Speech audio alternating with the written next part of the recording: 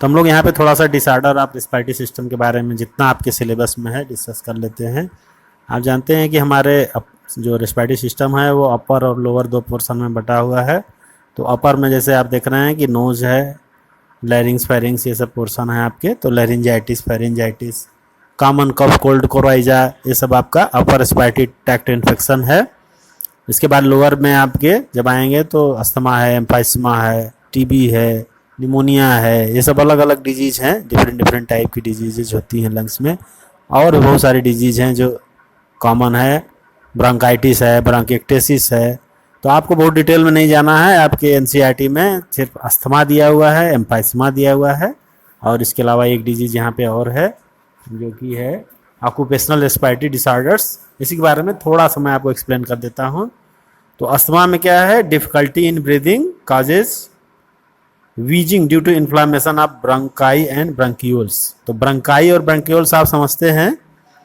तो bronchus primary, secondary, tertiary bronchus, फिर bronchioles, है ना, उसमें डिवीजन होता जाता है।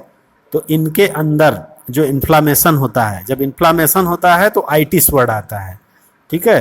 तो ब्रोंकाई में इन्फ्लामेशन होगा तो ब्रोंकाइटिस बोला जाएगा, और ब्रोंक्यूल्स में इन्फेक्शन होगा तो ब्रोंक्यूलाइटिस बोला जाएगा।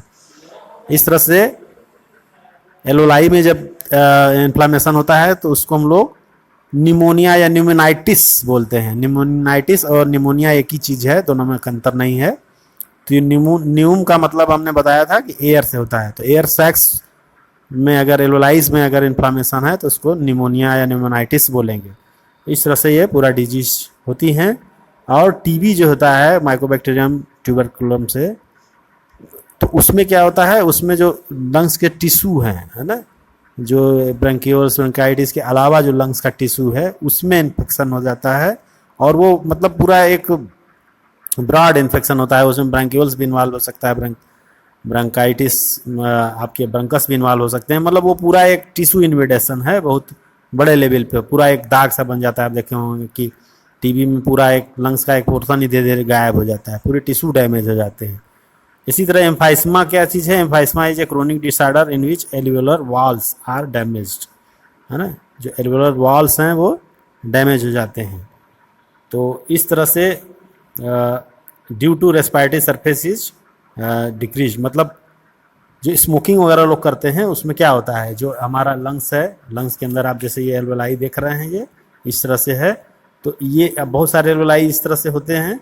तो इसकी जो इलास्टिसिटी होती है एल्वेलाई की, जो ऐसे कंट्रैक्शन रिलैक्सेशन होने की जो प्रॉपर्टी होती है, इलास्टिसिटी जो है फूलने पचकने की, है ना, वो कमज़ोर पड़ जाती है। वो क्योंकि इसमें जो वाल्स होती हैं ये निकोटीन डिपोजिशन की वजह से हार्ड सा हो जाता है।